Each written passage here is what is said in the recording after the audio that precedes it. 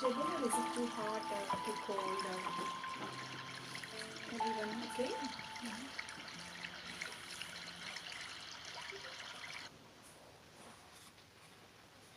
So I guess it's time to get started. Om Shanti. Shanti. A very, very warm welcome to all of you. I know outside it's getting a little cold, and some places in US it's getting really cold. So staying warm is always a good thing in these low temperatures. So as you know, we have been doing these sessions for some time, and Yeah, come on in. yeah, and we always look forward to lovely people like you all to come and we can all learn together.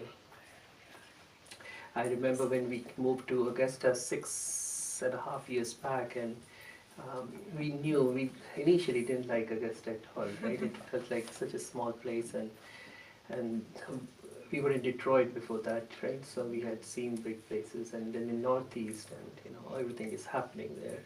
Came here, Augusta seemed like a dead place, and but we knew there were lovely souls, most beautiful souls like you all, whom we were supposed to give this wonderful spiritual knowledge, I guess. And so there was a purpose, there was a reason for us to come here.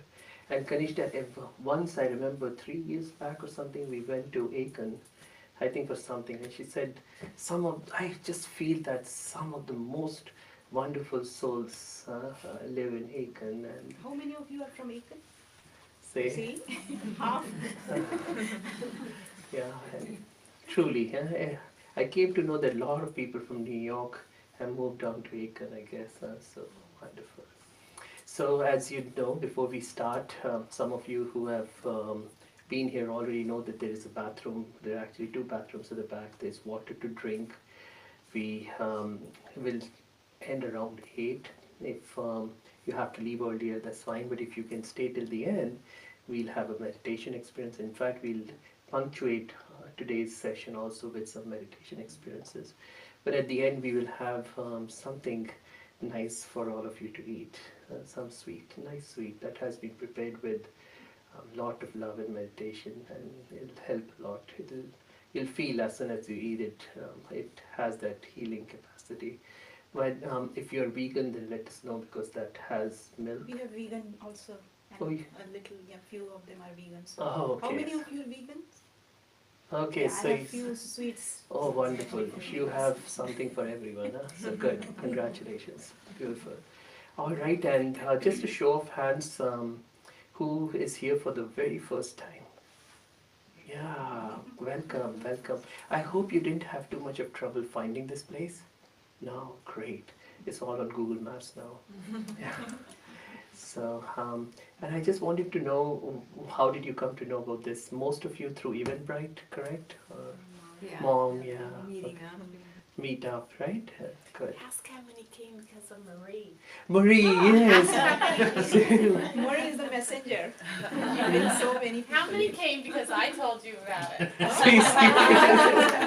you know, you know, You brought the whole group. Alpha Bacon is here. Marie, when you said that you're doing something, learning about miracles, the thought that came in my mind was, you're a miracle yourself. We all are. We all are, and yeah, and so good. All right, so today, I had this feeling, Kanisha had the feeling too, that in general, when we do these sessions, most of the times we keep it kind of superficial. We Are don't you really. looking for something? Are you looking No, for something? we- You can come at the front. We were thinking about moving up a little. Yeah, yeah, come, please come come. at the front. Yeah. So that when more people come, they have chairs at the back.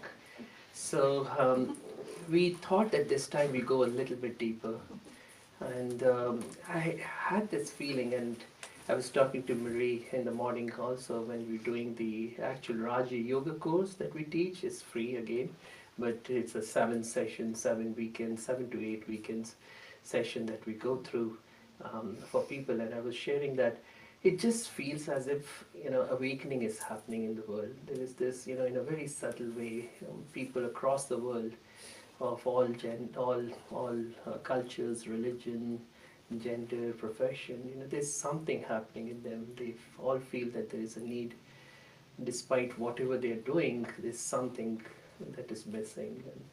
And whether you want to call it as the missing holy grail of happiness or satisfaction or contentment, but something clearly is missing, and there is a desire in people's minds to learn something more, explore something bigger. So we this time have decided to go a little deeper, and just like the last couple of times, we'll have kind of discussion sort of thing between us, and I can give you one of the microphones, which works. The one that works.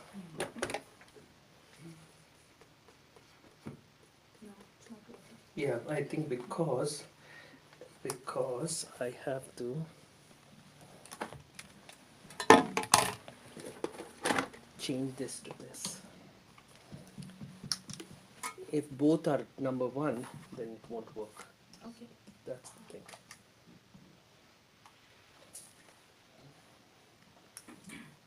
Yeah, it's working. So the title that we thought of for today was 3 keys to spiritual enlightenment, 3 secret keys. And everybody likes secrets, and to go deeper in understanding those is, and actually we'll try to take you not just into the understanding, but a little experience as well, so that you can go with something tangible as you walk out of here. Is there anything you would like to add?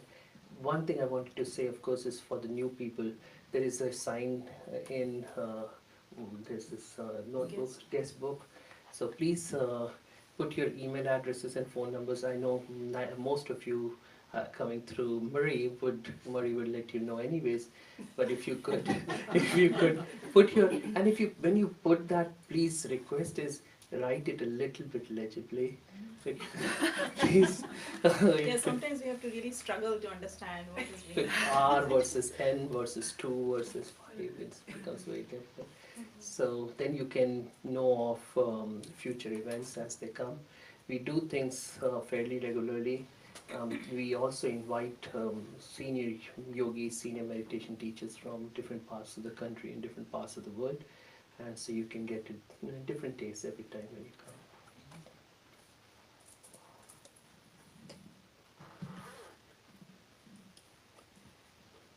Warm welcome to everyone, especially those who have come here for the first time. And to welcome everyone, we use one phrase that is, sorry, Om Shanti. Om means I am, and Shanti means peace. So Om Shanti. Om Shanti. And the moment you say this phrase Om Shanti, you know what happens? It's not just saying this phrase, but it is about feeling that you are peace. You're not just speaking about peace, but you are saying it with that experience. So this time when you say it with this experience that you are truly a peaceful being. So let's together again say this phrase. Om Shanti. I also use this phrase Om Shanti to kind of create a channel between my inner world and the external world. And in the external world we see a lot of chaos, and internal world sometimes there's chaos too, but actually truly in our world there's silence. And if we can connect our inner silence with the external chaos, we can allow our inner silence to fill our external world. So I use that as a moment to create a conduit, if you will, between me and my inner world and outer world. Sometimes I also use this to create a conduit between me and the highest force in the universe, God. Because we are peaceful beings, truly, Om Shanti, that's what he said. We are reservoirs of peace, but we are limited reservoirs of peace. There is one source that is unlimited, that can never run dry, the ocean of all peace. And if we can connect to that, create a channel that doesn't get blocked. Sometimes blockages may want to come, but if I can create that, then I can allow God's energy, God's love, God's peace to flow into me. So Om Shanti, we can take it to any depth if we want, and I use this on a rotating basis, whatever suits me, whatever I need at that moment. So, Yeah, so we can do maybe a few minutes of Om Shanti meditation to start sure. off with. Yeah.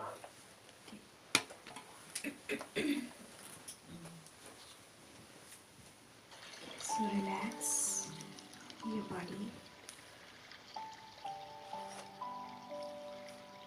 and let's together take this journey to experience the true peace that you are. So gently withdraw your attention from all the things of the outside world.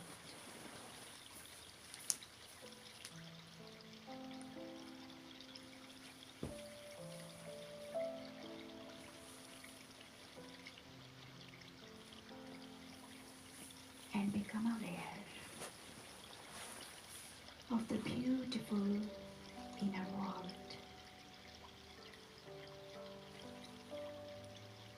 the world where you can go at any time to experience your true nature of peace.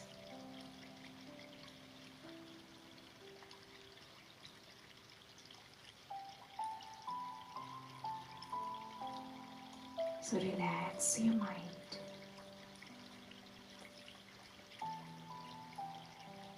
by becoming aware of this phrase, Om Shanti.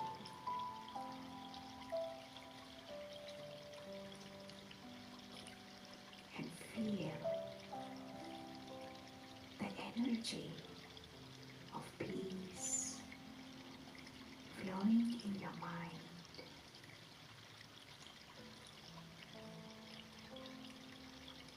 As you concentrate your attention on this phrase, Om Shanti,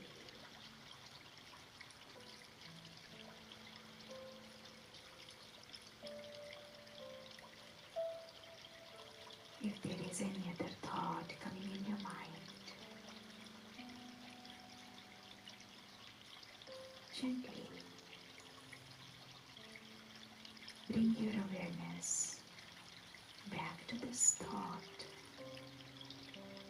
that I am peace. I am peace. Allow this thought of peace to go deep within.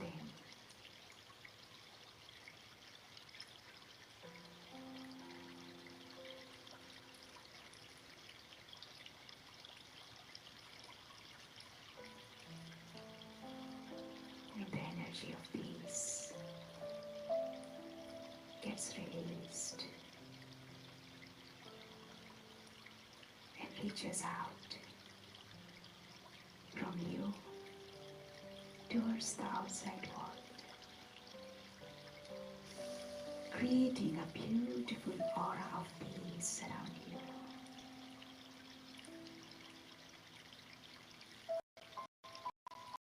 Giving you this realization that if I am at peace, I can create a beautiful atmosphere of peace around myself.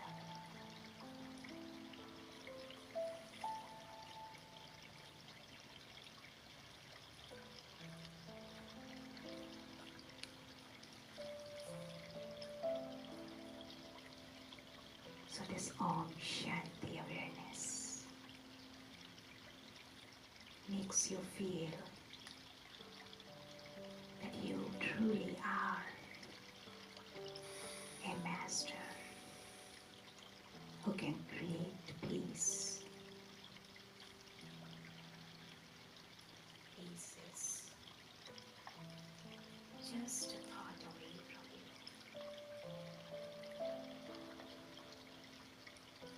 You are a being of peace. You are a being of peace.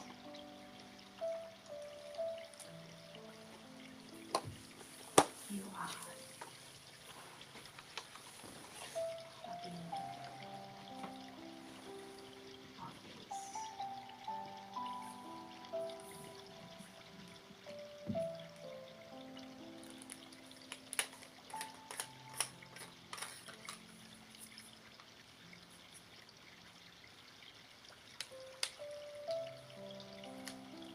Hold on to this experience of peace.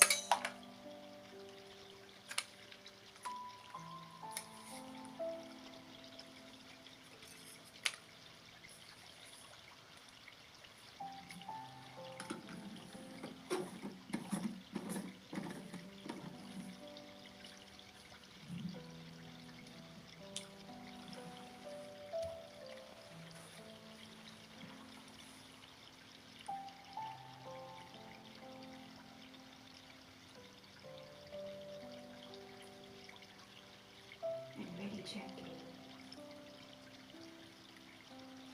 bring yourself back to the awareness of this place where you are sitting. I invite you to gently open your eyes.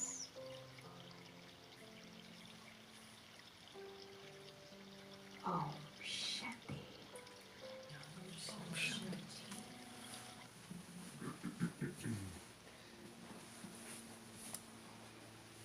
I guess this is being broadcast to. Just a quick thing, is Swati here? Swati and Girish? So you have to share this GoToMeeting screen to the Zoom, not the other way around. What you're doing right now is you're sharing the Zoom screen onto for us, but what's more important is that you use the go into Zoom, click on share screen, and then use the GoToMeeting screen so that they can see that video. Actually, no one has joined. Okay, that's fine. Okay, but irrespective, yeah, okay, wonderful, all right. So, as we know, one of the biggest and the deepest understanding that is needed as we move along on a spiritual path, because we are all on a spiritual journey, and Ganesha will take us deeper into that understanding of the journey part. But the most important thing that I have realized is the need for detachment. And though detachment seems to be a very big, very heavy word, but in my 19 years, we've been doing this for 19 years, and we realized that there's nothing to worry, there's nothing to really fear about the word detachment.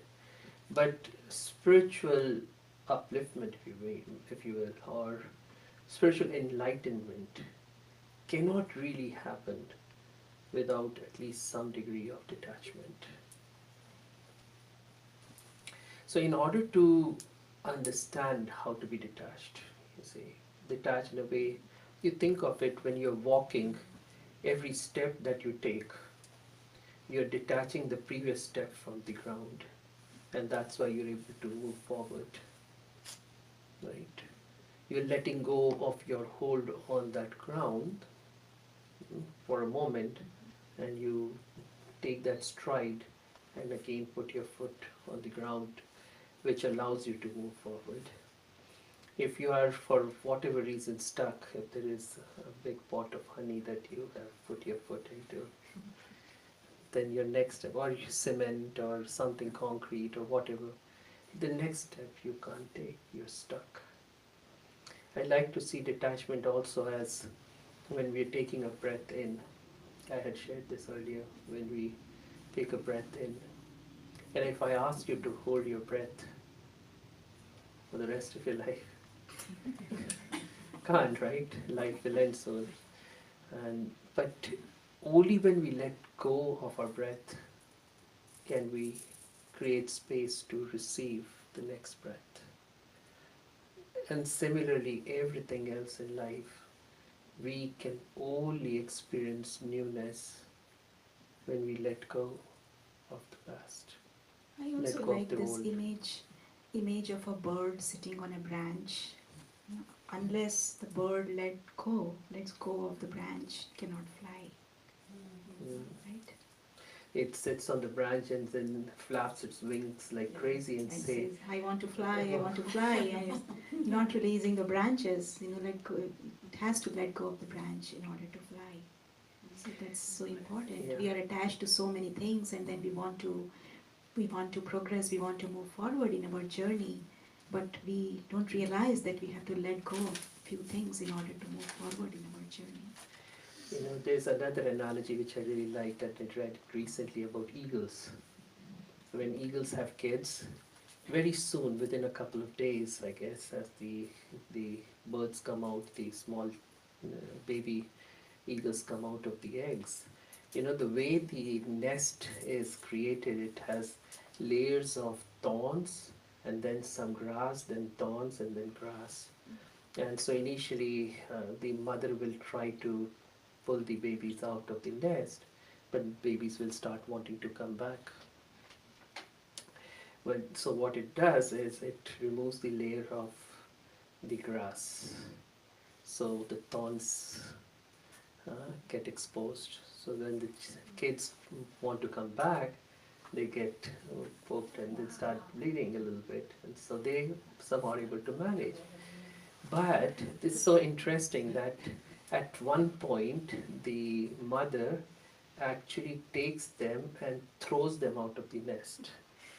And the nest, seriously, and the eagles actually they make their nest very high up, extremely high, like real high mountains and so on and so forth. They say that some eagles can fly up to 15,000 to 20,000 feet above ground.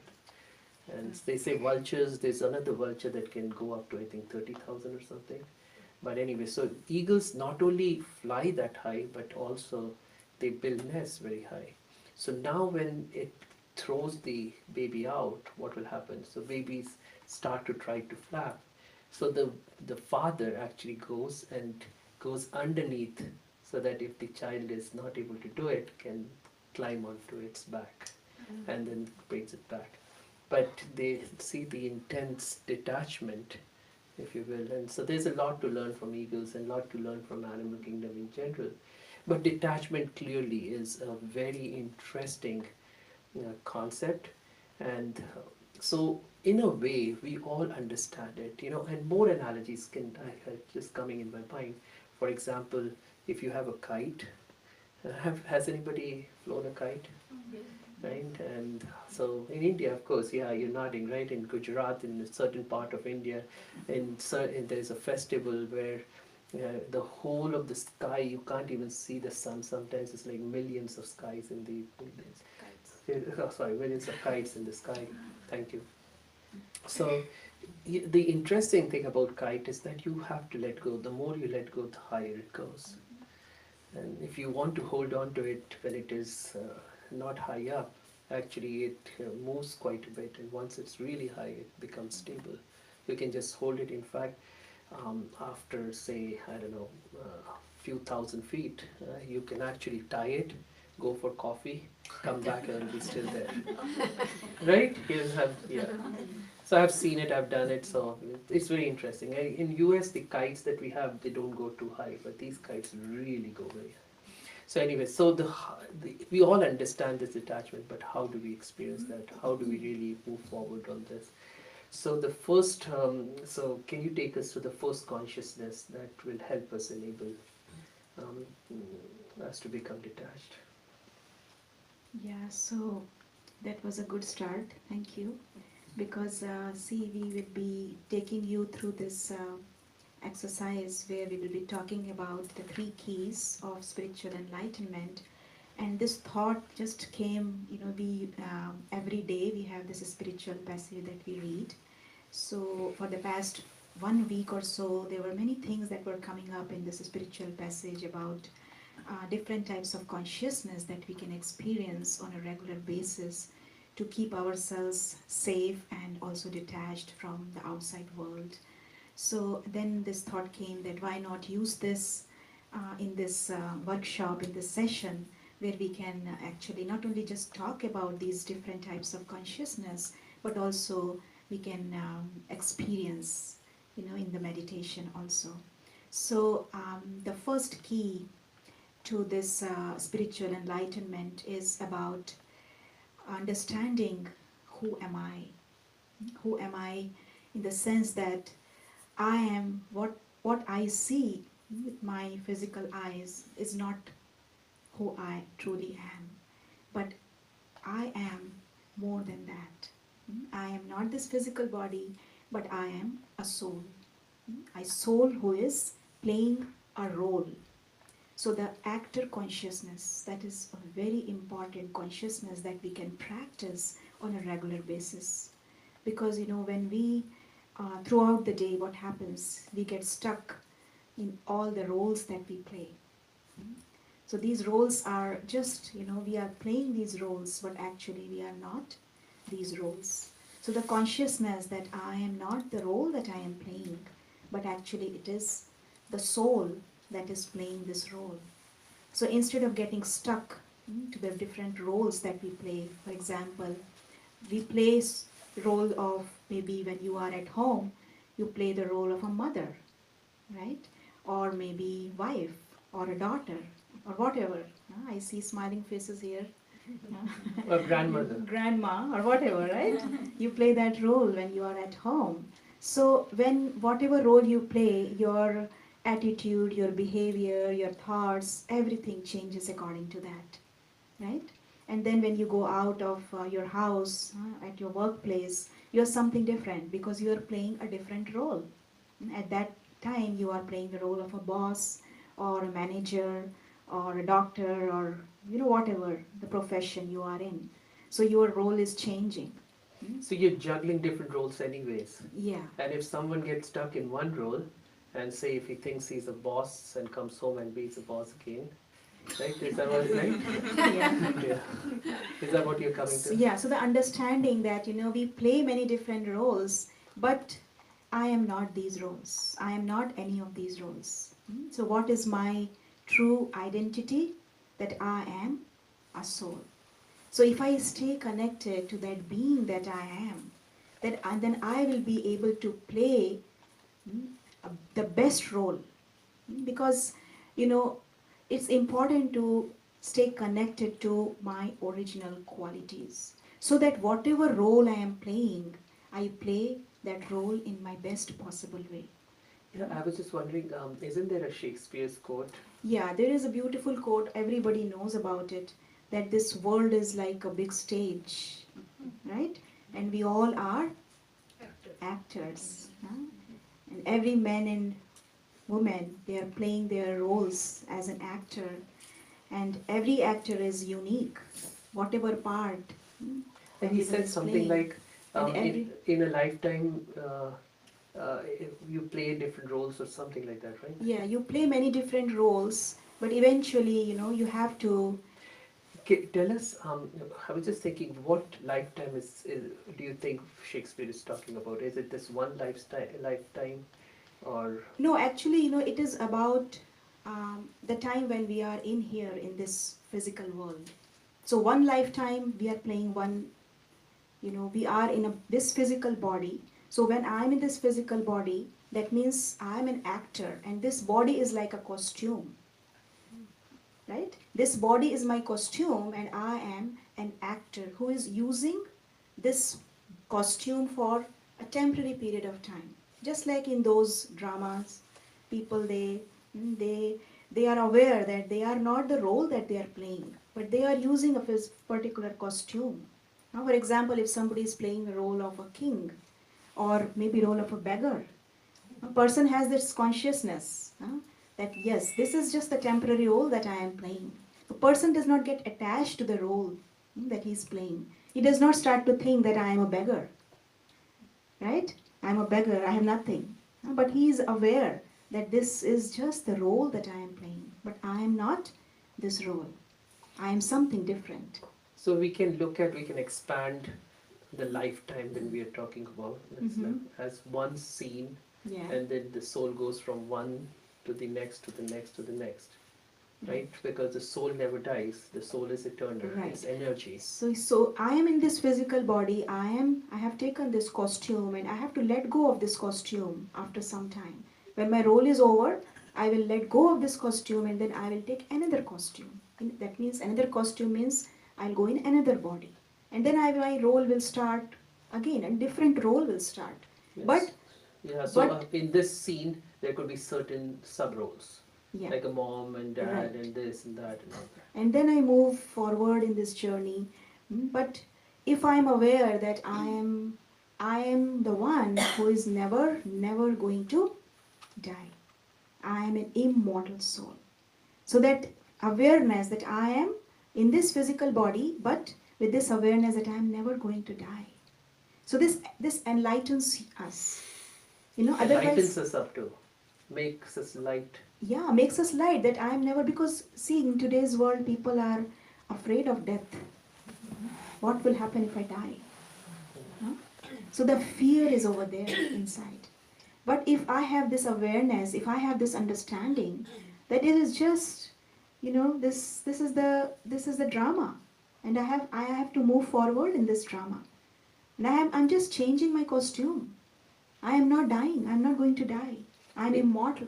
And I was thinking some of these Broadway shows, you'll have this, suddenly everything will change, and there will be darkness for a moment, and then they will change the background. They will, instead of day it will be night, and instead of garden it will be inside the house or something like that, right?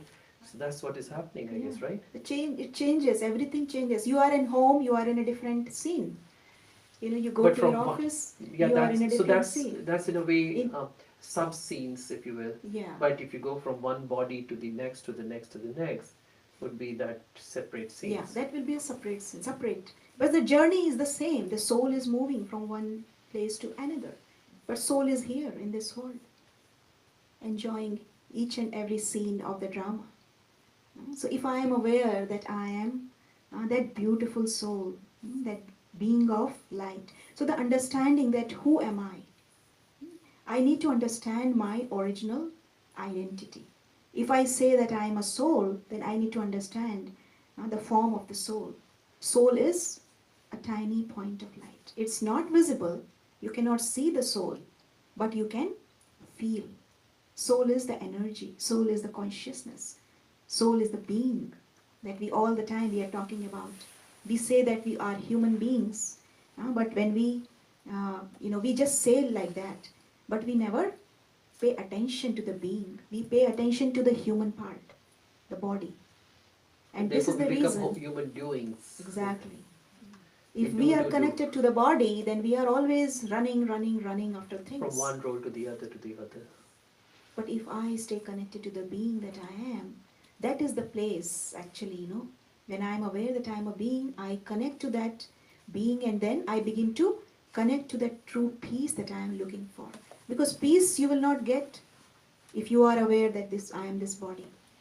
You will get to that peaceful world that we were initially talking about, the inner world, only if you are able to maintain this consciousness throughout the day that I am a being of peace. And one of the practices that we do here in this meditation is the practice of traffic control. Every now and then we remind ourselves that I am a being of light. And you had done this exercise, I think, a few Sundays back, when you had talked about these different roles, like the wheel, and Mhm. the hub is the soul, and then the soul is connected to different roles, and that way we, we can stay detached from, Yeah. because the axle is connected to the center, right?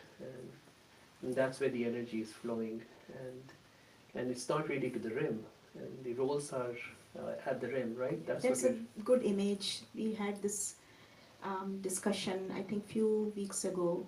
Yeah. But now tell us, one is that we see ourselves as actors. How about seeing others as actors too? Yeah. This is a beautiful practice that we can do, seeing not only the self as an actor, but seeing others also as actors. Because if we start to see everyone as an actor playing their roles, then our relationship will definitely, we will see our relationship improving. So in other With words, this, can we say that there is an innocence in each one's part? yeah, sure. Every actor is playing their own part in the best possible way. Everyone is innocent in this world drama. So if we are aware that, if we look at the beauty of the role that the person is playing, and not looking at, not thinking about why this person is doing like this. Usually people, they go into all this, why, what, when, because and we have to understand that everyone's part is unique. So other person is going to behave in his own way. I cannot force anybody to behave in what I want them to behave as. So in other words, like in a play, if everybody acts the same Yeah. role, So there is there's no joy. Yeah. all are beggars and all are kings, so it won't really work out, right? Exactly. Yeah. Yeah. So you'll need a good person, you'll need a bad guy too in That's it. how you will discriminate. This is good. This is bad. And Otherwise, then there's fun. there's And fun in watching the drama. Otherwise, there's no fun, no joy. It will be boring. Yeah. Right? so looking at the whole thing as a big drama, a huge, huge drama, where everyone is playing his own role. Yeah. You And can take us through the exercise, maybe meditation, yeah, yeah, we and can. actor consciousness that you can practice in your meditation. Shall This we will do it? prepare you for the entire day. Before Is- you start your day, if you are aware that, I am an actor and I'm going to meet many different actors. The moment I go out of my house, I'm going to meet, even in your own home, you're meeting with your, family members are also playing different roles. So I'm going to enjoy this drama that's going to come to me. So before I go into that, just thinking, sometimes we want to become directors rather than actors. Right? So, yeah, and then we want to change other people's roles, and would that work? It doesn't work, right? And we always end up losing out on, and it's so much of loss of our energy. There's drainage, right? Because we're trying to change something that cannot be changed, like hitting the head against the wall. Nothing's going to happen. It's going to break the wall, break your head, and that's about it. And help us doctors will come to us, and we'll earn a little bit of money from from the patients. It doesn't help. The energy is going to be wasted anyways. So I was just thinking that understanding that this drama of life has its own beauty, it has its own purpose, it owns its own meaning, it has its own flow, and if I go with the flow rather than trying to change other people's acts, trying to direct their roles, I'll be able to enjoy the drama myself. So sometimes I was also thinking of take this a little deeper, like how when you are watching the drama, uh, if you are not really on the stage, so on the stage is fun too, but if you're watching it, then you really don't have to do anything. You can just sit. You don't have to remember your lines. You don't have to remember your moves.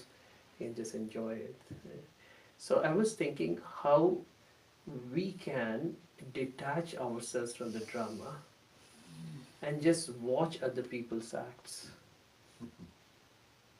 Is that something you want to say something more about? Yeah, that one of the practices that we do in this meditation is being a detached observer. Seeing everything and everyone with this awareness that I am a detached observer, observing everything. Because that way, that is the best way that you can help not only yourself, but you can help others as well. Otherwise, if you are not detached, then you get affected by what the person is going through. So you have to keep yourself safe from the emotions that that person is generating. So the best way to keep, because unless you keep yourself safe, you won't be able to help anyone else. But even before that, I was thinking that, say, if you're watching a movie and you know it's just a movie, sometimes we forget that too, right? And we get very emotional watching movies. And but if you really have that understanding, it's just a movie, it's just a play, and it's going to end in 3 hours. Nobody is dying, nobody is killing nobody. It's just okay. It's just an act. It's just a play. And I was thinking that in itself is a very profound realization that if I see this whole world as a big drama and I'm watching it, everybody is playing his part. Somebody may do something not so nice, somebody may do something very good, but it is all their play. And we need all types of characters and all types of different things to make the play beautiful. Yes. And one of the things, if you want to maybe take it to a more, like, to a deeper level, to an elevated awareness, one of the practices that you can do is asking yourself, what type of actor am I? Am I a hero actor? Everybody likes heroes, right? Whenever anybody wants to watch any movie, then for the first question that they ask is, who is the hero? Right? And that interests them. And then they go and watch the movie. So if I see myself as a hero actor, then my effort towards experiencing the journey of life, that I can even make that journey more beautiful. I'm a hero actor in this world of drama. So if I'm a hero actor, then I have that responsibility. I take the responsibility to what is the role of hero. Hero is always there to help everyone. In today's world, everybody wants to take from others.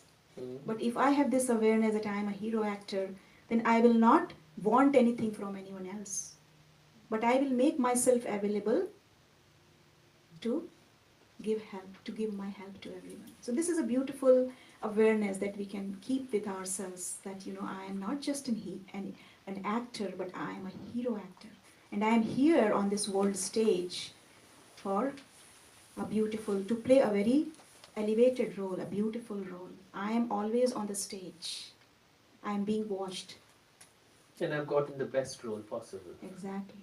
And this will make you always happy. Oh, I'm performing best role. I have been given such a beautiful role to play. Because we tend to compare. Exactly. Right? Your role better than mine, right? And this is the reason why there's so many conflicts and then sorrow and suffering, because this comparison is not good. Yeah, which spirituality teaches us not to. Exactly. But I was also thinking even more. I don't know. Some nice thoughts are coming. Yeah. It's I think we will be talking only about one key. No, then, no, right? no. We'll go to the next. We'll go to the next for sure. Yeah. But I was also thinking that when the actors are on the stage, they are constantly kind of conscious. Yeah. So they're careful. They say the right things, do the right things, and try their best not to mess it up, right? Yeah. And they might. But if I am also in that awareness that everybody's watching the drama of life, and especially my drama and my act, then I would be careful in how I. So if an actor is supposed to be smiling but becomes upset on the stage, nobody's going to like that. Similarly, Especially if you're a hero. hero. And the hero is supposed to be a good person, right? And he starts shouting and screaming and throwing things on the stage. Nobody will be liking that. So if Nobody will accept that person as a hero anymore.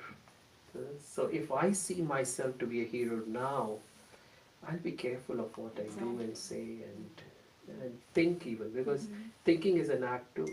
Sometimes we just think of words that we speak as actions and actions as actions, but thinking is an action in itself.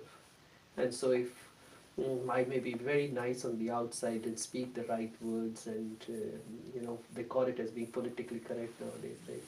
And then do the right actions so that people are happy, but inside my thoughts are not right. I still hold negativity within me, or I hold grudges against others, then that's not going to help either, right? So if I do all the right actions, then we know the law of karma too. I don't want to go into that today, but if we sow the right seeds of actions, then the right fruits of actions will emerge at some point.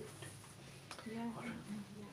And also I would like to, I was thinking about this word actor, and always I get some ideas about, I like to come up with,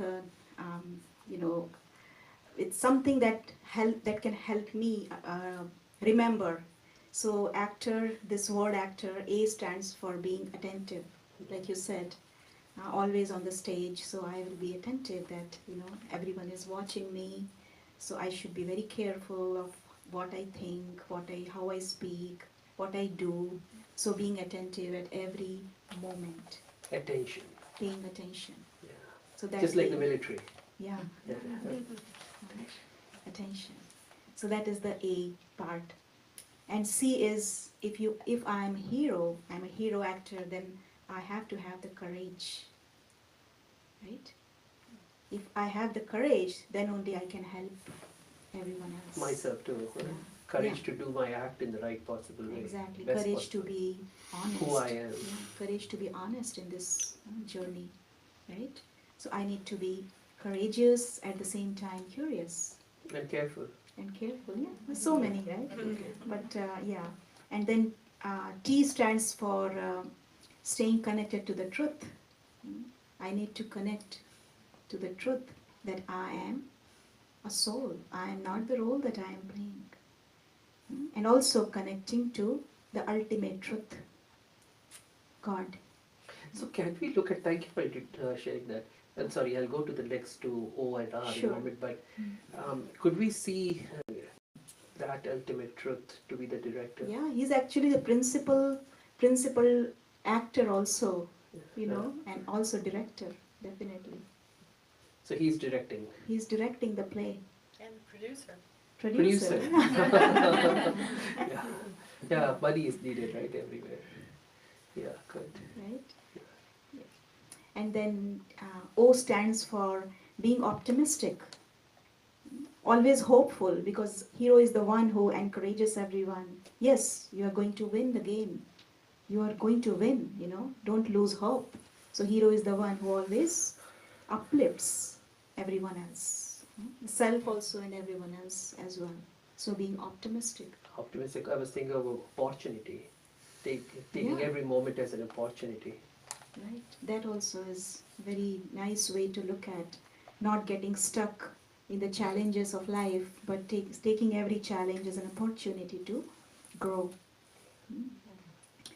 And then, so actually, if for the actor, for a hero, if there's a bad guy coming, and every encounter with the bad guy actually makes a good guy look better, right? So it is a good thing. So each encounter like that would be an opportunity for himself to shine, himself herself to shine. But we forget that. That's why I guess we see something bad and then we get so upset about it. But if we are aware that this is my time to actually manifest my qualities, at that time I have to show how courageous I am, how hopeful I am, and this is the time for me to help everyone else. So take that as an opportunity. Instead of getting frustrated with whatever situation you are in. Opportunity to demonstrate my true hero acting skills. Exactly. Okay. Otherwise, if there is no situation, how will I, present myself as a hero in front of everyone else? So unless the good guy beats up the bad guy, how will he win over the heart of the heroine, right? Yeah, Yeah. that's what usually in Hindi movies, Yeah. this No, is even in Hollywood, Hollywood, Bollywood, Yeah. everywhere it's the same. Right. So yeah. So yeah, that. Any thoughts? Any questions? Anything you want to say? We can go into the meditation. What's the R stand for? Yes. Sorry, thank you. I have always seen Murray very curious about these acronyms. Right? Yeah, so R stands for resilience. Only when you are strong from Ability inside, to bounce back. yeah, No? only when you have that resilience inside, then only you can help everyone else. Otherwise, if you are yourself getting affected, getting upset by the situation, you won't be able to, because you are the one who is going to give support to others. As a hero, you have to give support to others. So for that, you have to have enough energy. That built up energy has to be there, and you can develop that energy. They can develop that power if you stay connected not only to the self, the true self, but also to the ultimate truth, the director, so that you get the constant flow. Constant flow of energy comes to you, and that is always available for you to share with others.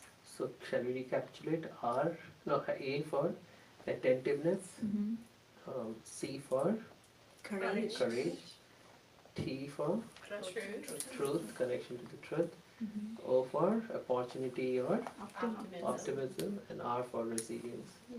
All right, a good actor has to have all these. Yeah. Wonderful. All right. So we can do a little bit of meditation for a few minutes. Everybody ready for it?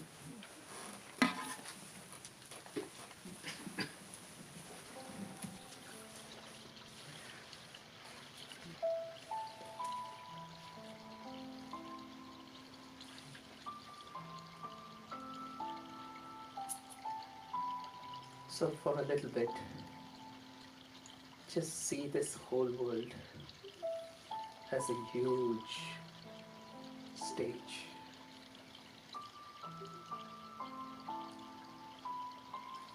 An unlimited stage.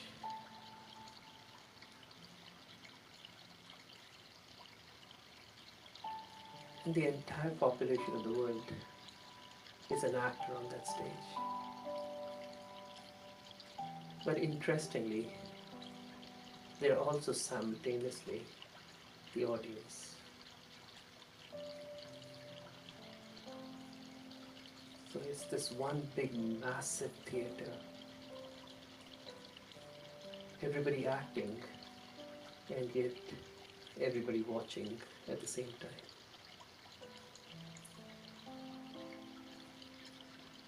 Like you see yourself as the hero.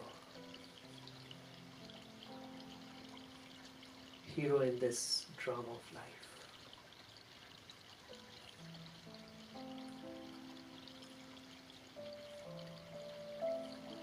Your role is the best for you. Each one that you see around you is a hero too. Hero from their point of view. And they have the best roles that they can ever receive.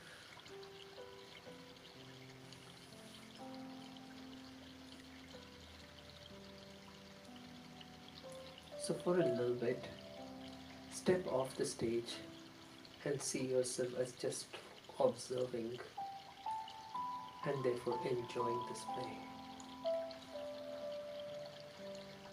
You see each one playing their parts 100% accurately, 100% perfectly. Somebody could be playing the role of a beggar, but remember, he's not a beggar. He's a soul. He's just wearing that costume of a beggar.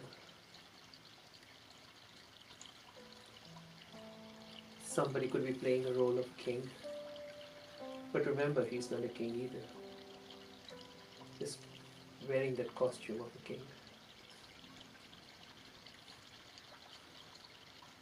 Somebody could be playing the role of a bad guy.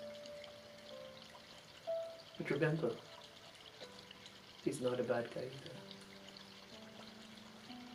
He's just accurately playing his part. Somebody could be playing the role of a good guy. But again, remember, he's not a good guy either. He's just a soul.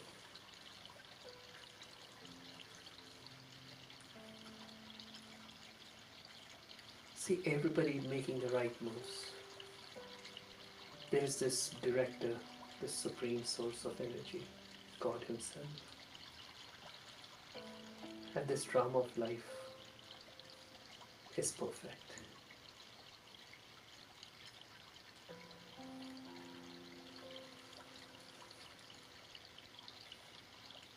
What would you like to change in something that's already perfect? Is it useful? Is it relevant? Is it going to do anything good for you or for others? What happens when you try to change something perfect? Do you make it better? Or do you make it worse?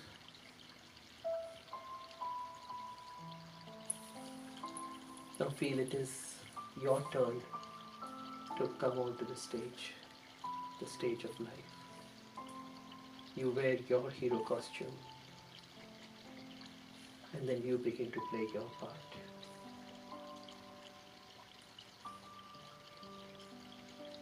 You know that through this drama, you might have to play different roles. At that moment, in that scene, but suddenly the scene may change. You might have to even change your costume, this body. But that's where the fun is.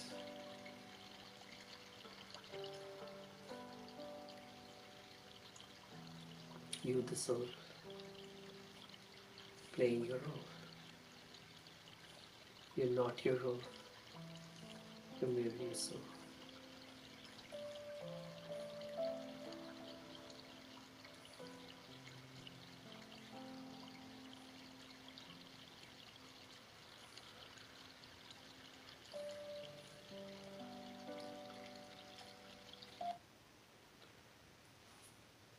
Om Shanti.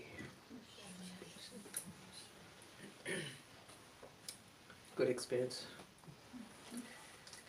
Now, I was just thinking when we were talking about this actor and we're going from one to the other, and you had alluded to this in the beginning about the journey. So we were thinking, I was thinking that we could go to the second consciousness. And when we talk about journey, what normally comes? What is the consciousness that comes? Who are we? We are travelers. Traveler consciousness. So second consciousness is traveler consciousness. We are traveling in this journey. Just like, if you plan to travel from one place to another, then you decide upon what you're going to carry with you. So are we going into how to be the best traveler possible? Yeah, not just like we practice this awareness that I am not just a hero, not just an actor, but a hero actor. So I am not just a traveler, but an expert traveler. So tell us, how do we become an expert traveler? So how to become an expert traveler? Everyone knows about, if you want to travel from one place to another, then you want to stay, right? You don't carry the entire house with you. You carry only what is needed for your journey, right? But what if somebody has given this such a nice gift and you just want to hold on? And that's where you have to bring this awareness that I am a detached soul. Detachment comes Yeah. into picture at that moment. That I have to detach myself because I have to be practical also. Yeah, I don't want myself to get stuck, on my way. Because if I am overloaded, then suppose you are carrying a lot of luggage, then you will have to pay extra at the airport, right? So you should be ready to pay extra So if you you want have. the least baggage Yeah, in your life. exactly. So baggage that we carry, we have to be very conscious of what we are carrying, our inner baggage. That is about the physical baggage. That physical load, if we carry a lot, the plane will not take off. Right? Similarly, if we carry a lot of baggage in our mind, and what is the baggage that we carry in our minds? Huh? Waste thoughts. Yeah, the quality of we have to be conscious of this thing that in my mind what type of thoughts I am creating. If I keep creating low quality thoughts means thoughts that are of no use, unnecessary thoughts, waste thoughts, uh, not talking about what the neighbor is doing, right? Not comparing yourself with anyone else, not going too much into past.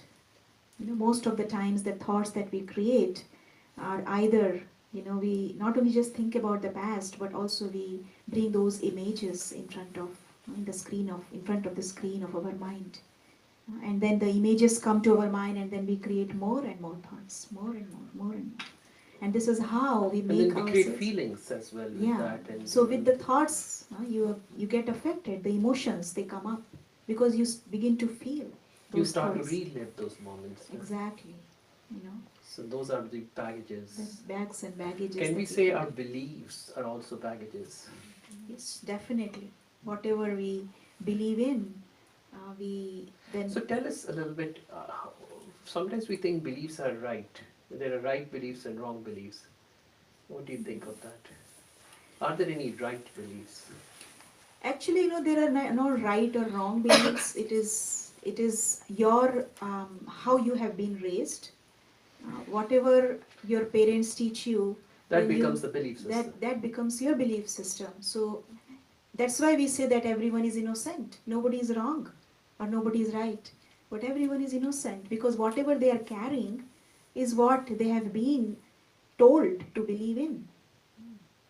Yeah, but isn't that baggage?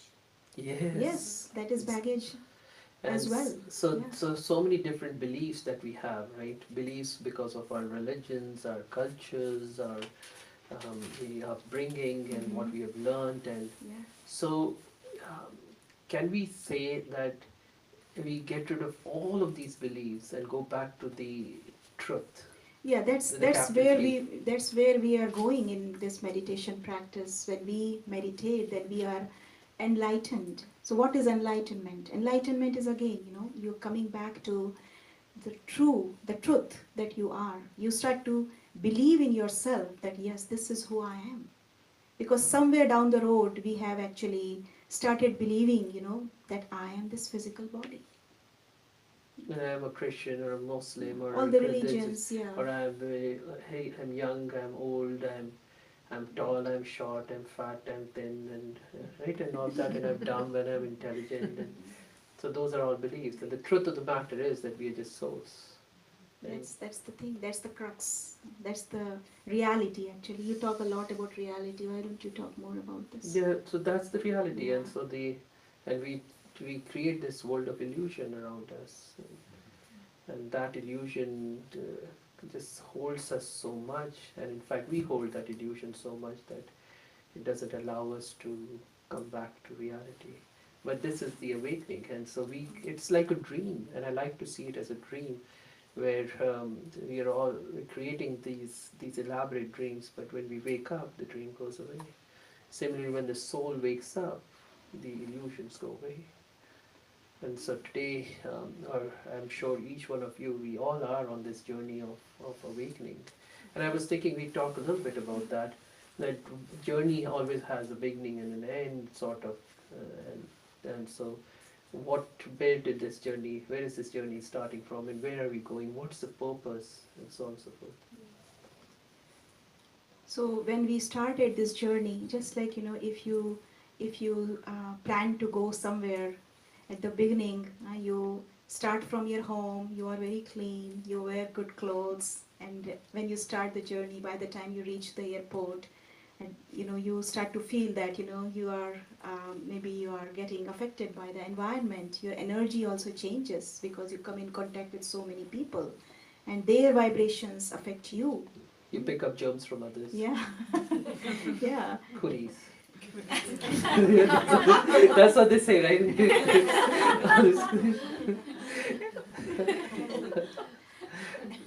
So similarly, when the soul starts its journey, the beginning, the soul is very fresh. The soul is divine. The soul is aware that I am a soul. The soul remembers that I am not this physical body, but I am a soul. So that spiritual identity is there. The spiritual awareness is there. And then over time, as we change different costumes, when we move forward in this journey of life, a time comes when we actually totally forget our spiritual identity. It's like if somebody is in an accident and a head injury especially, and then the person forgets his name, his maybe home, his relationships, everything. It's like an amnesia. So similarly, in this journey of life, spiritual journey also, a time comes when there is spiritual amnesia, where we totally, completely we forget our original identity, that I am a spiritual being. Completely forget. Can you tell us a little bit about the home? What is the original home, if you will? Yeah. So we will maybe talk more about that in third. I don't think we'll be able to touch that much. Okay. So We're yeah, having a I'll lot talk. of fun in this. Right. So we'll stay with this consciousness, traveler consciousness. So, like that when you start your journey, that I have to come back to my home. You are just going for some time, temporarily, and then eventually you have to come back to your home. Even if your boss is giving you a lot of money, maybe a 1 month of vacation, but still, there is that yearning that, okay, I enjoy everything, but still you want to come back to your own home. In spite of getting all the comforts, all the luxuries, there is that inner feeling, that inner desire that I want to go back to my home. So similarly, the soul is on this journey of life. And then the soul is getting everything in this world. We are enjoying this life. Everyone is enjoying life. But there is that inner desire. There is inner desire. Everyone desires peace, love, and happiness. In its most purest form. Yeah. Yes. So why? Because we are all yearning to go to our original home. And our original home, when people talk about nirvana, have you heard of this word, nirvana? Nirvana. So nirvana is what? Nirvana actually is a very beautiful word that has it's used very loosely in today's world. Say, come to a beautiful place of this nirvana. Nirvana, yeah. But actually, our understanding, what we have understood from this spiritual practice is nirvana means there are two words actually, nir and vani. Vani means sound and nir means beyond. So you have to go beyond sound in order to experience the comforts of your home. So going beyond sound, that means still we are here in this physical world. In this physical world, is like a talky world, right? All the time talking. Right? Everyone is talking, everyone likes to talk, right? But our original home is that home where there is no sound. It is beyond this physical world. There is a beautiful world up there. where we all souls, once upon a time, it's our story. Once upon a time, we all souls resided up in that beautiful world. That place is called Nirvana, that is beyond sound. And in order to go to that place, I have to bring about change in my consciousness. And what is that change in consciousness? Going from this physical body to the soul consciousness. Because that consciousness is very pure. Because my original home is very pure. So if I want to go to that home, I have to cleanse myself. But even before cleansing, that's a good thing. We can talk about that in a moment. But I was thinking, why? So we leave that original home, we come, and can you tie it together? I was thinking how we can tie this, traveler. Mhm. We are leaving that home and coming here Yeah. to actor consciousness. That is our home, Yeah. but this is the stage. Right. So we have to come to Yeah. play. Right. See, just like, actors, they are meant to act.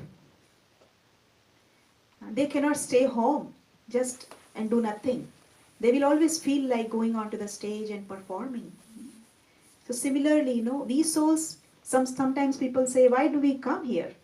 Why can't we just stay up there and experience peace and, all the calmness and comforts and everything over there? What is the need of coming down?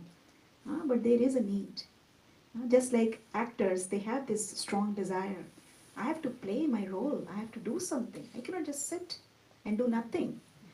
Right? So similarly, we souls, we all have to come down. We come down, we play our roles, we enjoy this journey, and then we leave our costumes, just like actors, after they are done, they leave their costumes and then they go back to their homes. So similarly, we play our roles, it's variety roles, and then we leave this costume and then we go back to our home. So this is the time when we are getting this, why we are all are awakening now. Because So when we are, sorry to interrupt, but when we are traveling, um, can we say that we are traveling alone? Each one is alone on this travel. yeah, everyone's journey is different. Everyone's journey, everybody has to be on their own journey. So can we look at it as this analogy that we are traveling in a train, and so there are different stops, and different people join us. We chat with them, but then some of them will get down, and more people will add to the Yeah, number sure. of people in that compartment, if you will. And Yeah, this way, this is a beautiful analogy that we can all use actually. You know, like when we are traveling, we don't get attached to anyone. Everyone is, some people are coming inside the train, some people are getting down the train. So we don't get attached to anyone. Everyone is a passenger. Everyone is on their own. Traveler. Yeah, everyone is traveling their own journey of life. Right? So right now, if I look at this moment I can think of it as between two stations, Mm-hmm. right? So so these between two stations, we can also look at it as, now if we are combining the traveler consciousness with the guest consciousness, that one big scene. The guest consciousness we have not. Yeah, what? No, did I say travel? Did I say guest? Yeah. I'm sorry, because that's in my mind. And Yeah. so the traveler with the actor consciousness. So between, so this is one big scene, right? Between two train stations. So all the people in our lives at this time, we can look at it as one scene, Mm-hmm. right? With many actors. Everybody has, or we can look at it as everybody traveling together for a little bit, and everybody will go on to their own roads. That's right. So then we shouldn't get attached, right? Exactly. That's the main thing. That's how we started this discussion. Yeah. Right? So that helps right away, right? Definitely. Because if that makes sense, why we are saying all this is because we suddenly get so attached with somebody along the journey. But that journey is temporary. That togetherness is very temporary. As we begin to understand, each one is a traveler. Each one is on his journey. journey to his own perfection, right? Journey. Different destinations. Yeah, in a way, different destinations, but eventually one destination, if you will, to their own perfection. Final destination, right? Yeah. So each one is moving along, and but they all have to go their own ways. It's very possible they may come back to us in a different costume, in a different scene, right? But at this point, each one has his own journey. So if I make that really clear in my mind, then do we need to get detached It becomes natural actually, this to understanding. get detached? Yeah. This is the wisdom that we get. See, It's kind of a relief. yeah, it's right away. You feel optimistic. You feel hopeful. Because otherwise, it's like, oh, what will happen? What will happen to my kid? What will happen to my husband, my wife, and this? But they are on their own journey. Neither can they die, neither can I die. Soul is an eternal form of energy, right? It's really eternal, and so each one will go on to their own journeys. So we can do quick meditation now. I was thinking we can go. Do you? We can, but I was just thinking. Yeah, I think It's it's a some- question. Experientially, when we're traveling, there are times, sometimes not about what we overbrought, but what we didn't bring Uh, to the particular journey. great. No, that's a good thought. No, that's a good thought. Mm-hmm. So we have to be careful to bring what is needed. Sometimes what happens is when we pack too many unnecessary things, we forget what is necessary. You see? Teresa. Yeah. You want to share what happened? Okay. But that's exactly what happens. So an expert traveler will carry only what is needed and will not carry what is not needed. And so what is not needed would be this waste baggage that we have been holding on to, which really tires us out, which makes us pay fines, and then the customs people, can catch us, and it can be a big deal. And so I'm sure you have seen how these big burly people, they look at you as if you are a downright criminal, and it's a scary experience right there in the customs. But so similarly in the journey of life, I have to be careful what I'm holding. If I'm holding contraband things, this negativity can be compared to contraband things, right? All the And here comes the role of using, this quality of forgiveness in life. That is another topic in itself. But if you really want to get rid of the waste thoughts, like I said, these thoughts mostly they come from the past, whatever happened. That means you are not able to forgive the person or forgive, whatever interaction you had with someone. And this is the reason why you're not forgiving. Sometimes you don't forgive yourself, and sometimes you don't forgive others. And then you go back to that scene, and then again you have those questions. But if you put a full stop, one of the things that we learn in meditation Period. is just period. Nothing, no.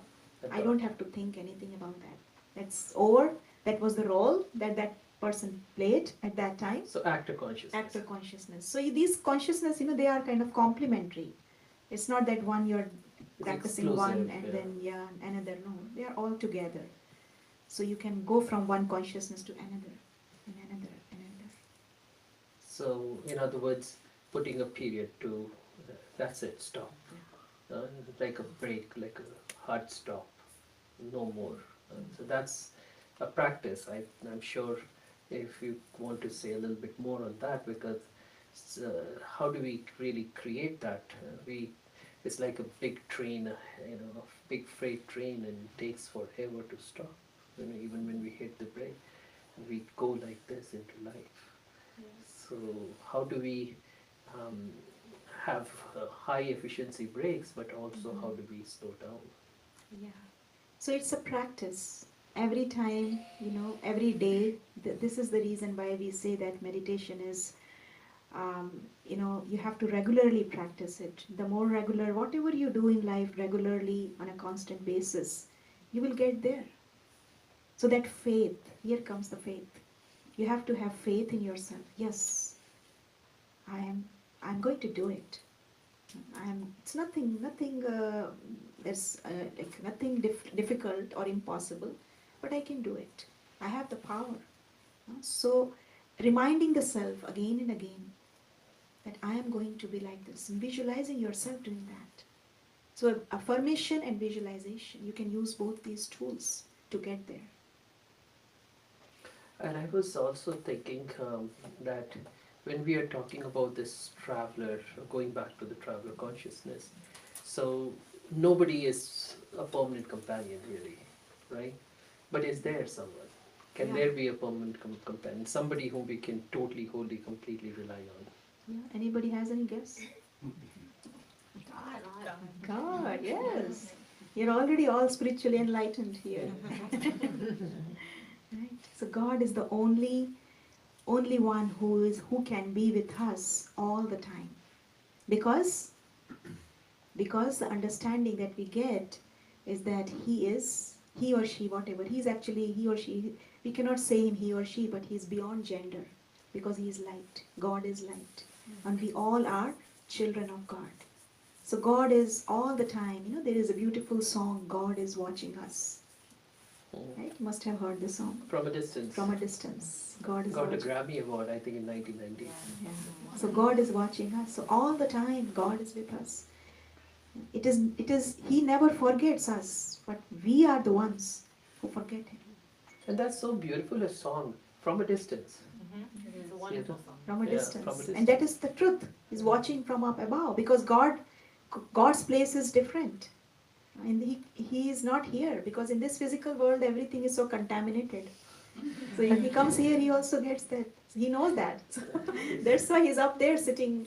Up And there I is was light. thinking, we were talking about this in the morning session, also how we want to fix everything around us, and how it's watching from a distance. If you think of that song, yeah, then there's no desire to really fix things around.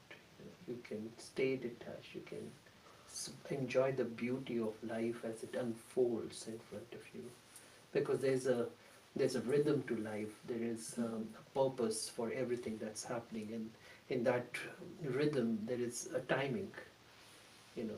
They say nowadays timing is everything, and so yeah, time is everything. And so in the right moment, the right things will evolve and emerge.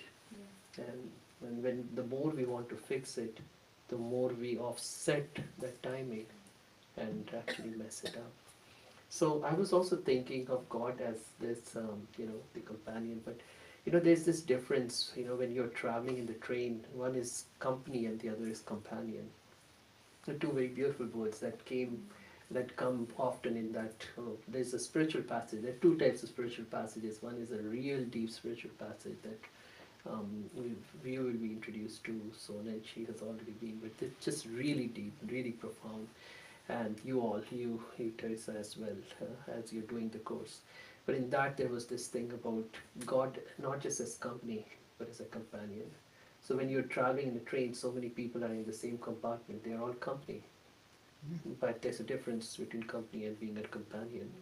So God not just as company, that He's there, but as truly my friend, my companion, my buddy, my life partner, my guide, my teacher, my supporter, my caretaker, my protector, my helper, my lover, my spouse, everything. We can have any kind of relationship with God. God, So maybe we can experience that take us through. just now. We can all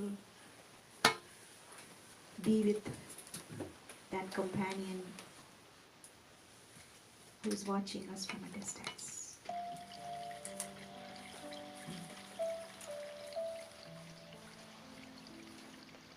So let's practice traveler consciousness.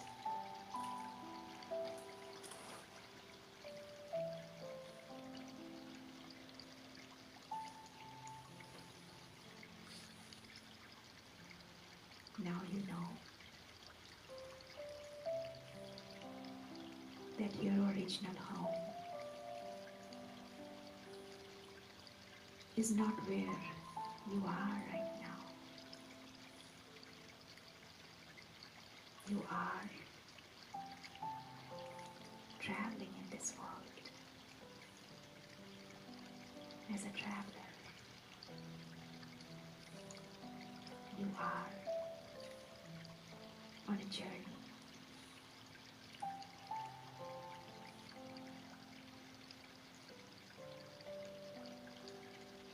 And you now know that this journey, you can make this journey beautiful and light.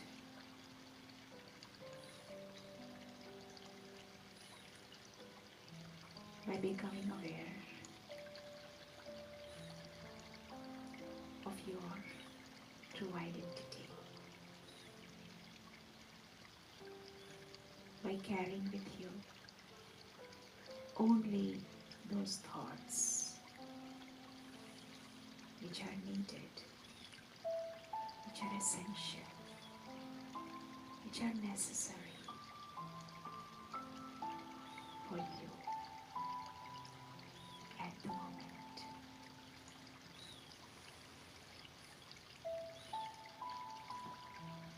So putting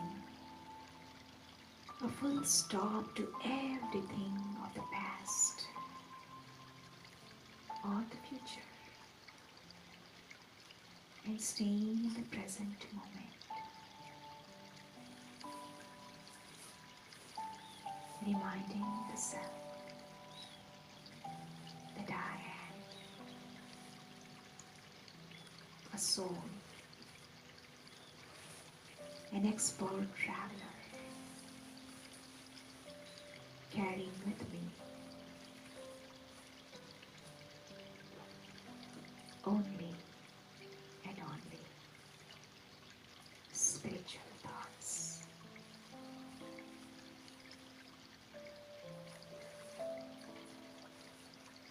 I am an immortal being. I am an eternal being.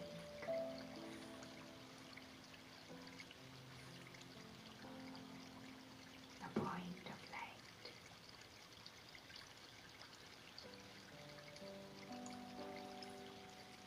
And I have come from a faraway place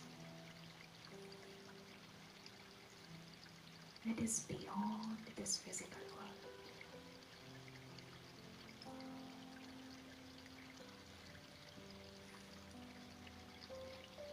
So using your mind, see yourself traveling to that world that is beyond sound.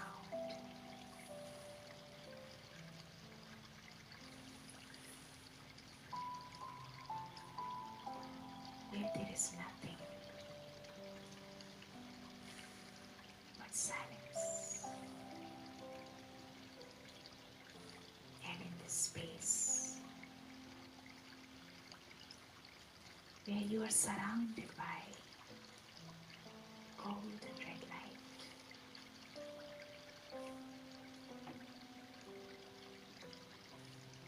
you are very warmly welcomed by God, your companion,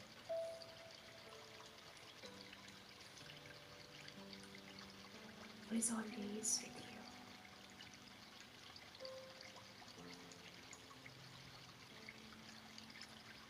So feel God's power, God's light, God's pure energy coming towards you.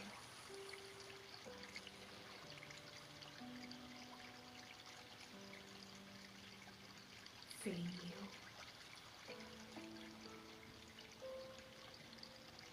with peace and love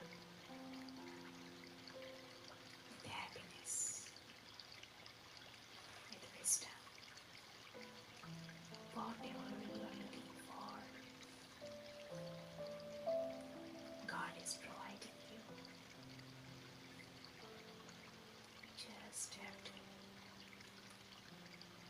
Be with it. I, the soul, am light, and my companion, the Supreme, is also light. We both are so similar.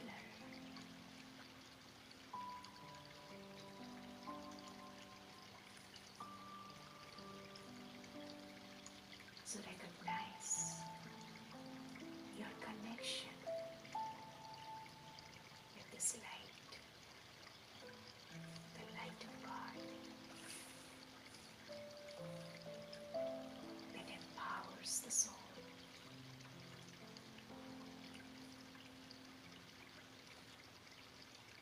Enlightens the soul.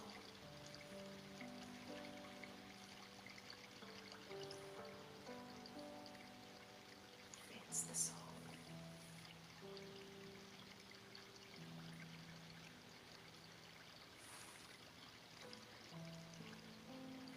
With peace.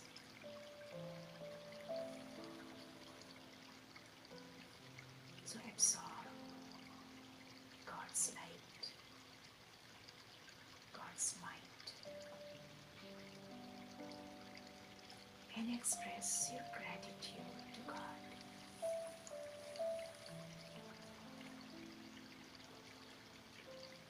And filling yourself with this beautiful energy.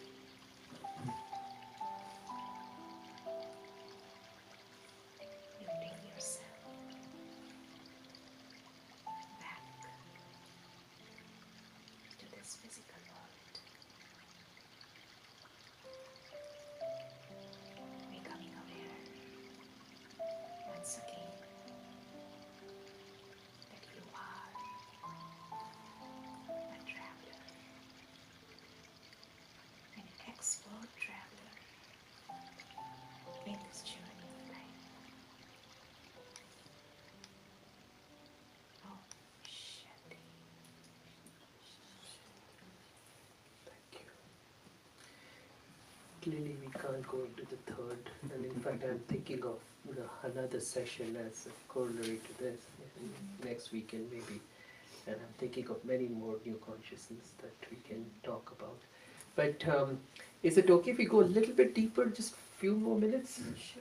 Yeah, is everybody okay? We have not lost anyone yet, right? Yeah, on this journey we are all together right now still, right? Okay. Well, I was thinking, many times this journey, there are two perspectives of this. One is this journey of life, right? We go from that home of souls, we come, we take one lifetime, next lifetime, so on and so forth. Somewhere along the journey we forget, and then there's this return back to the home. We forget our original home. And there's this return back to home. I was also thinking there is this inner journey of forgetting who we are. Yeah. See, forgetting that original home in this bigger perspective, or this tinier perspective, or it's also big, that forgetting who we really are. And can we say this inner journey as the journey of return to our innocence that we're talking about in the morning? Yeah, sure. It's a beautiful way to remind ourselves that our true nature is innocence. We all are innocent beings. So our original state. So if we take this, and I was thinking this it's actually the journey going together in a way. So as we go back to our original state of consciousness, in a way we are also going back to our home, right? So both are happening at the same time. Right. So as we come closer and closer to our true self, we actually, the more we practice this consciousness that I am going there, you you tend to become like, you begin to feel that yes, this is truly my home. You get to experience, and then you also, that light begins to turn on. Like awakening. Yeah, that Happening. awakening happens. So That- can we say something, just want to introduce this, that can we say now that there is this awakening happening, right, in everybody? Is this a message that we have to go back home? Yeah, sure. This time is very crucial. This is the time of awakening. Very crucial time we are in. That's why, everywhere we see so many people, they are going towards different courses, miracle and this and that, right? Because there is that awakening that is slowly, it's coming inside every person, every being, every soul. In a way, it's time to go home, Yeah. to real home. Are you all ready? Right? Anybody afraid? Get tired of this? Tired of this world? No, just one more thing, when this, we know that we can't physically go there, and you did this experience in meditation, but just so that people really get it, I was just hoping that we take them through this, break it down of from physically we can't go back home right now. Mentally, that we can have that experience of going back home. But why do we even want to do that, going back home in our mind right now? Why do we even are trying to create that?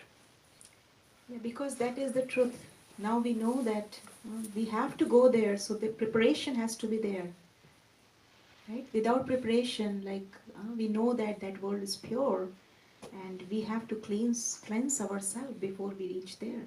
Yeah. So it's a process. We have to go through this process of But- cleansing. Yeah, so cleansing is one aspect, but even that's really deep, and I don't know if we need to really introduce that too much right now, but I was thinking of, at least, when we think about our own home, say if at work it's been a long day, 12 hours, 13 hours, then we think about our home, then, there's this feeling of comfort, the feeling of security, the feeling of ourness, that it belongs to me, the feeling of our loved ones there.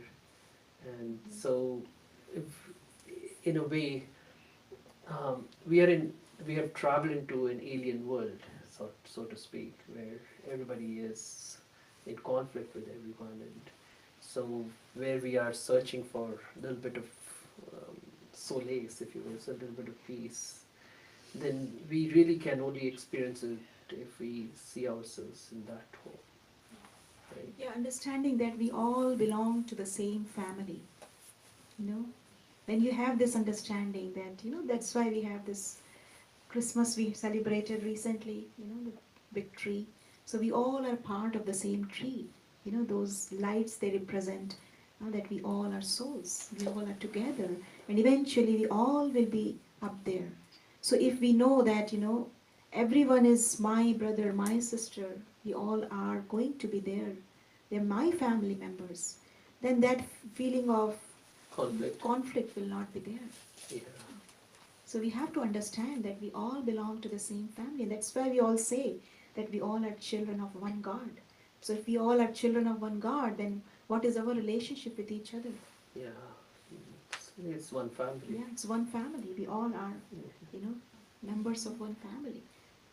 So we have to have that caring for everyone, just like we care for each other in the family. Yeah, thank This you is for a sharing that. I had big not family. thought of it that Yeah. way, but I had thought of it, but not in this moment. But I was also thinking that just this thought that right now, when we see so much stress and tussle and struggle every day, if we see ourselves in our home, for a little bit we detach ourselves, then we can experience that rejuvenation, that recharging, if you will, the feeling of being loved. Sometimes we feel that nobody loves us. Do you have that feeling? That feeling of emptiness, sometimes, Emptiness. some people they feel, that there's lot We of all emptiness. feel that emptiness, right? And so if we can go to our original home and our father, God is there, the ultimate truth is there, and then we can experience that feeling of belonging, that love, and that's always there. He's constant, and He will love us eternally. He'll love us unconditionally, totally, completely. So then our desire for love here goes away. And so again, then we reach a very nice, stable kind of state, instead of running around trying to find love and appreciation and acknowledgement and acceptance. And also seeing everywhere there's problem, instead of problem focused. I like to introduce this word. We all know this word nirvana, but in the morning I was sharing with you how there is a very similar word in Hindi that is, you have to just twist this. All the alphabets are the same, nirvana. There is another word called as nivaran. Nivaran means solution. So instead of problem oriented, now we have to become solution oriented.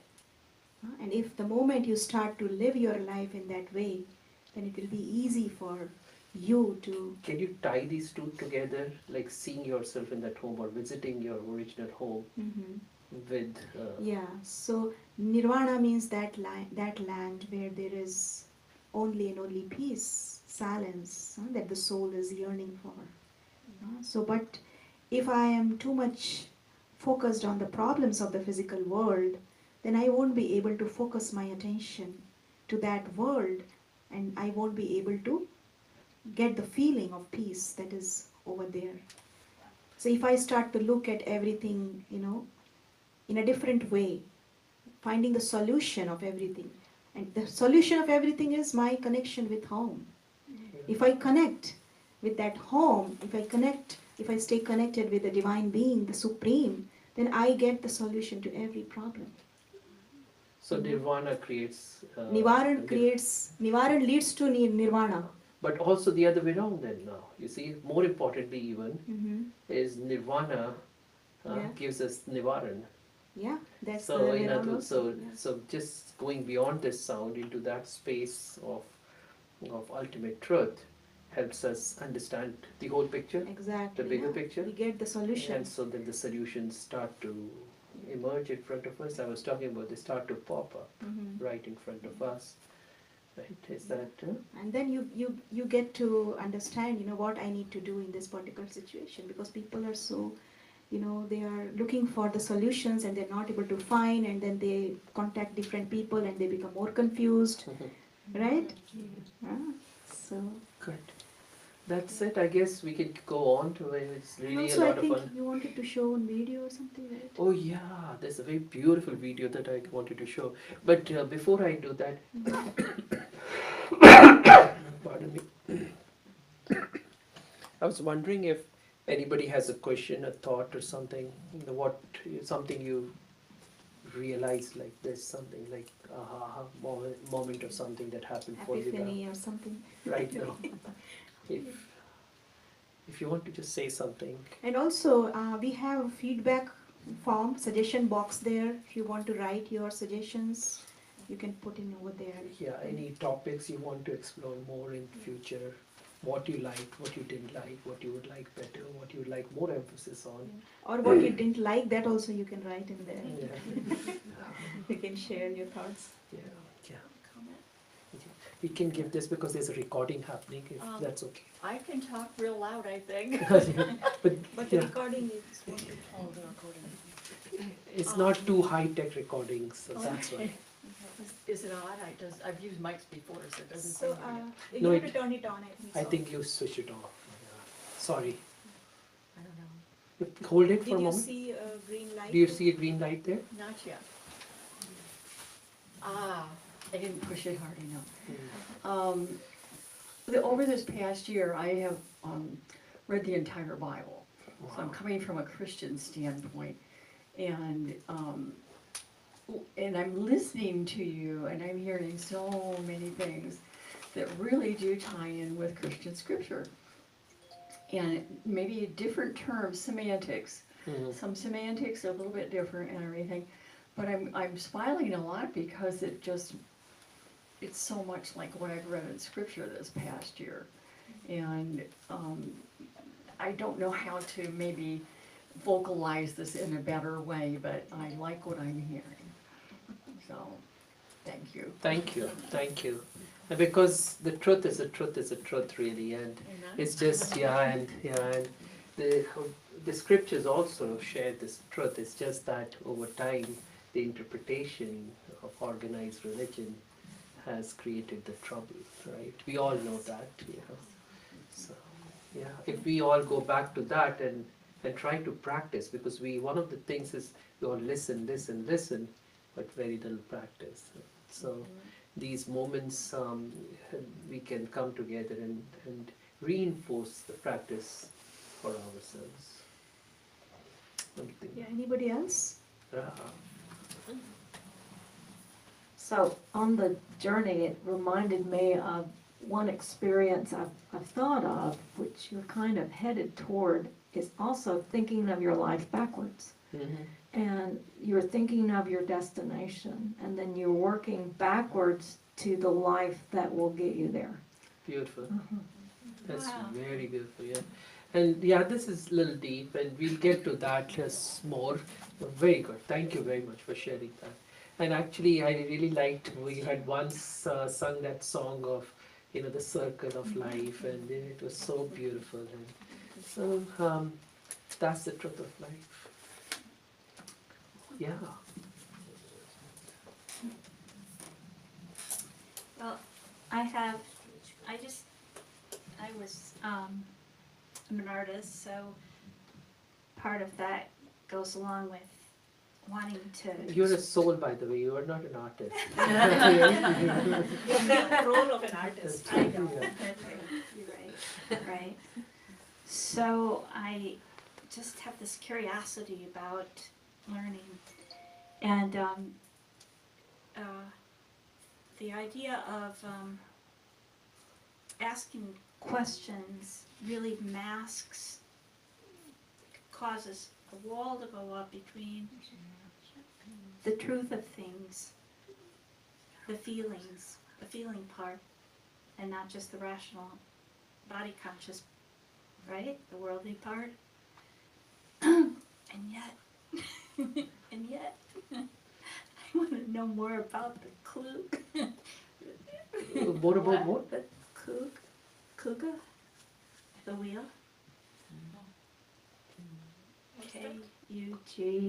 K-U-G-E.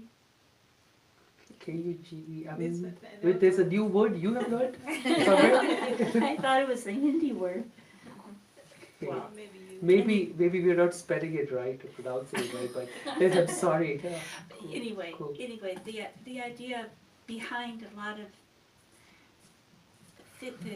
the things that we're talking about, where those originated, is fascinating to me, because for so long, Western civilization has just not. There hasn't been a lot of awareness about self-reflexivity. Mhm. And to me, that's fascinating, because as an artist, in your training, that's what it's all focused on. Mhm. So, what's wrong with that? Mhm. So how do I know where to turn it off? No, in a way, you don't have to necessarily turn it off either. You're doing it, it's okay, What happens is as the light gets ignited, if you will, inside, if as soon as you awaken, the answers begin to manifest for you, what you need to do in every moment. And asking questions is not wrong. It's more, in fact, the two things important about questions is what is the intention of my asking the question, and what is the question itself. Sometimes we ask wrong questions and therefore we get wrong answers. Say for example, I ask someone, "Oh, when did you rob the bank?" Right? So that's a wrong question itself, because that gives no meaningful answer to it, because I never, right? So we ask meaningless questions sometimes, and therefore we get stuck in that quagmire of questions. So asking, and that too comes with time to, ask the right questions. But asking questions to learn, asking questions to know more is important. When we start self-doubting, that's when the problem happens. No, I don't think I can do it. Why am I doing this? What? No, I don't. That's what is, yeah, Stops. that stops the growth. That creates barriers to the flow of energy. So asking questions is great. And we've always tried to ask questions in a way that we hope the answers will come from out there. But the origin of all this knowledge is within us. It comes from within. So instead of now asking questions outwards, ask the question inwards.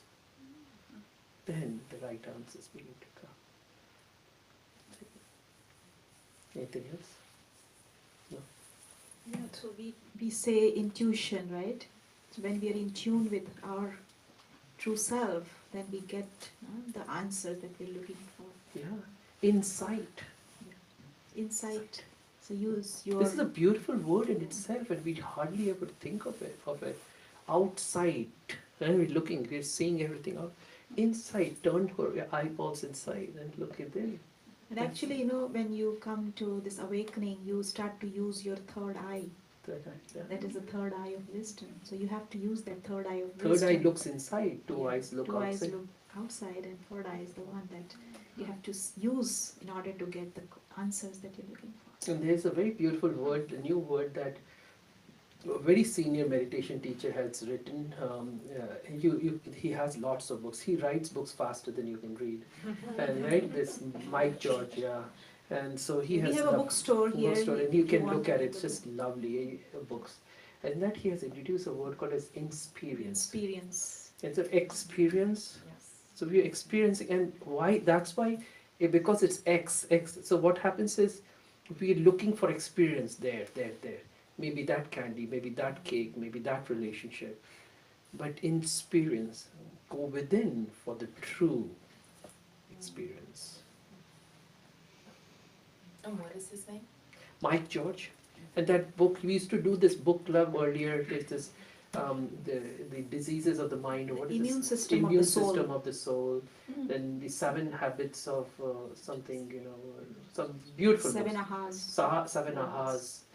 And yeah, a lot of different books. I can't even remember the names. A lot of lovely books too. I learned a lot from him.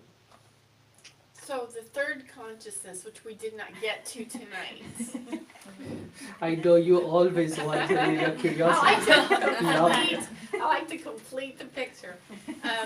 Can you just tell me the name of it? And we'll get to it later. That's $5. Is it the guess consciousness? Yeah. So we'll talk about that maybe next Correct. weekend. And Okay. just because of to fuel curiosity more, the another consciousness I was thinking was servant consciousness. Servant consciousness. Servant. In addition to guess? Yeah. So two, Okay. we'll So try there's to. lots of different consciousness. Yeah, lots. I mean, it's the beginning. Yeah, And okay. some of which are very deep, and so we will introduce over time. But on one hand, we talk about the mastery and the king consciousness, the monarch of the self, that is Raja Yoga. Raja means king, yoga is the connection. So you're connecting with yourself and the highest source to become the king, the master of yourself. But then this seems like a paradox. Why? Servant consciousness. Servant. It's opposite. You're a servant. But what does that mean? So we'll go deeper into that. Maybe next time. So we would show that Please, Yeah. thank you. Thank you. you It's have, 8 minutes. everyone has time, 8 or minutes. anybody is in hurry. It's 8 minutes video. Okay. Any? You're okay with that? You want to be here till midnight? You're most welcome to stay here.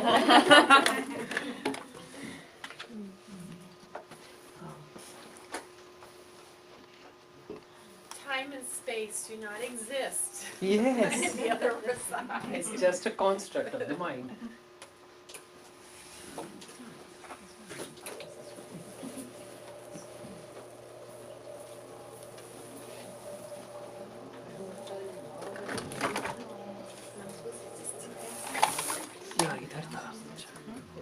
Suddenly went on. You want this? Take this off the chair. It should be okay. We can just.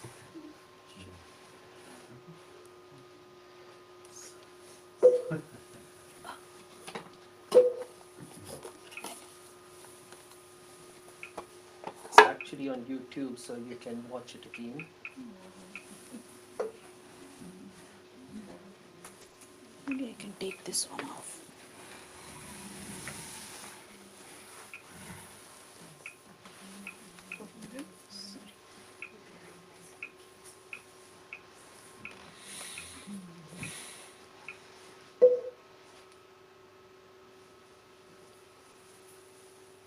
Oh, Should I suddenly Should I turn off the lights? Huh? Light bulb go? 1 second. I've forgotten where I put it. Oops. I think it was in introduction. No. Sorry, 1 second. I just put it. And is it in healthy eating? Tao, yeah. Tower traveler. Tao or Tao. Light goes in. Welcome.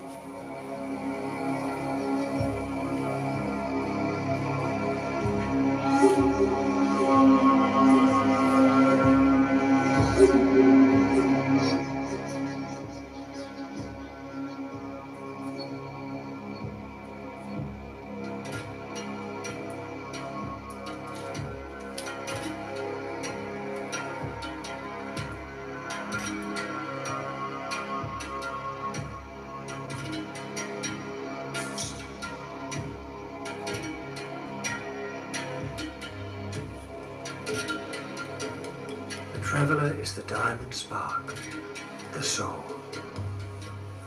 The traveller is the jewel between the eyes. The traveller is you.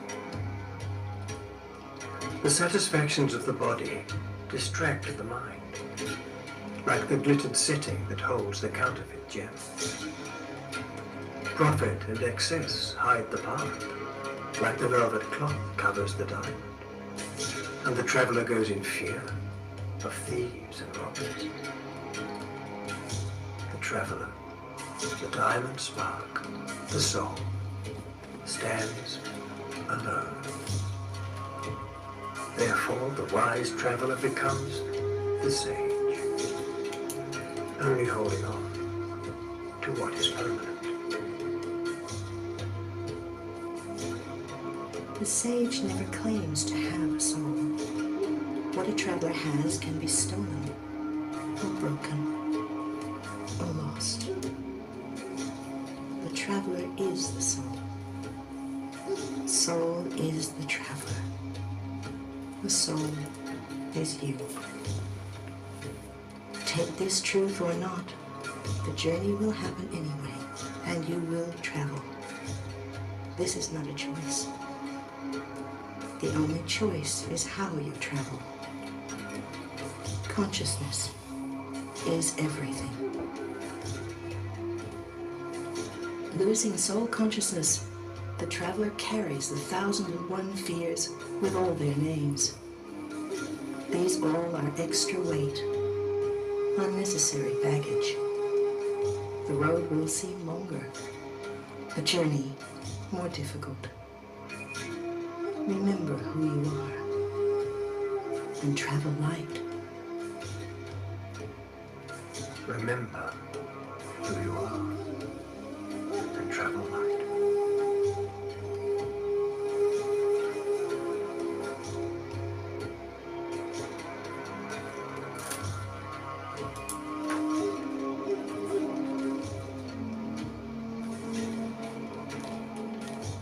The wise traveler walks alone, for the path to the top of the mountain is narrow. There is room only for two, and the other is truth. Truth is the companion, faithful through time. And so the wise traveler never fears solitude. And you are the traveler. unique and undivided, never absorbed. For the path may run alongside another for a while, a journey sometimes shared, but the only companion permanent through time is truth. Like it or not, we stand alone, so we might as well like it. And the wise traveler keeps the Lord of truth like a jewel in the heart, the guarantee that solitude is never empty. And the Lord of Light gives you the 7 keys. The first is the jewel between the eyes. Without this key, no door will open. With it, the journey begins. The journey begun, the traveler chooses direction. Right direction brings light. One who journeys in the dark is beset by enemies.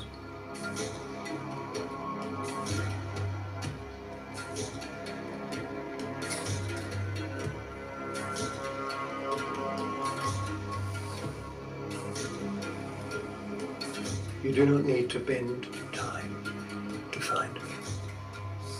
It is all easier than you have been told.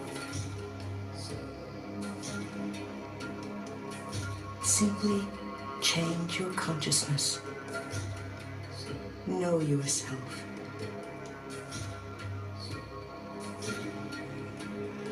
Know yourself. You are the jewel between your own eyes. Know this and come. The sage is guided by what he feels and not by what he sees. Come and know me with your mind.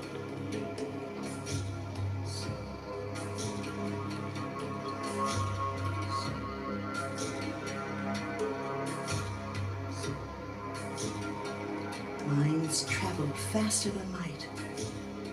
Without leaving home, the traveler conjures the past and imagines the future.